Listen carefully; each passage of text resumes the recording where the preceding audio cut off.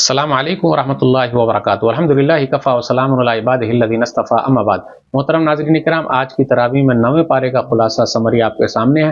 9ویں پارے میں 18 رکوع ہیں اور 159 آیتیں ہیں۔ سورہ اعراف کی 88 سے 206 تک کل 119 آیتیں ہیں۔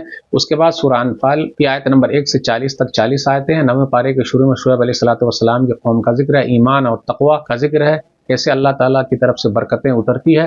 موسیٰ علیہ السلام اور جادوگروں کا مقابلہ اور جادوگر ایمان لے آئے، اس کا ذکر ہے۔ بنی اسرائیل کا فرعون سے ڈرنا اور موسیٰ علیہ السلام کا انہیں تسلی دینا، اس کا ذکر ہے۔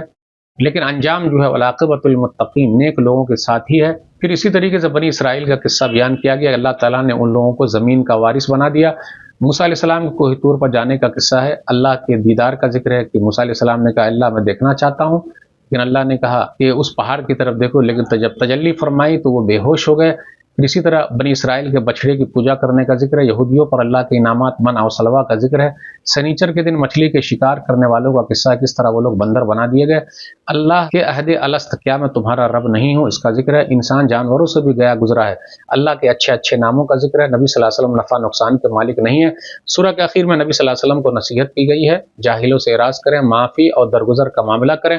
سورہ انفال میں انفال کی تعریف، مومنوں کی صفات، غزوہ بدر اور اس کا پس منظر ہے، فتنے اور عذاب سے بچنے کا ذکر ہے، عذاب سے محفوظ رکھنے کے طریقے بیان کیے گئے ہیں۔ تو ناظرین کرام، یہ 9ویں پارے کا خلاصہ تھا۔ اللہ سے دعا ہے اللہ تعالی ہم لوگ قرآن کریم کو پڑھنے، پڑھانے، سمجھنے، سمجھانے اور لوگوں تک پہنچانے کی توفیق دے، آمین۔ والسلام علیکم ورحمۃ اللہ وبرکاتہ۔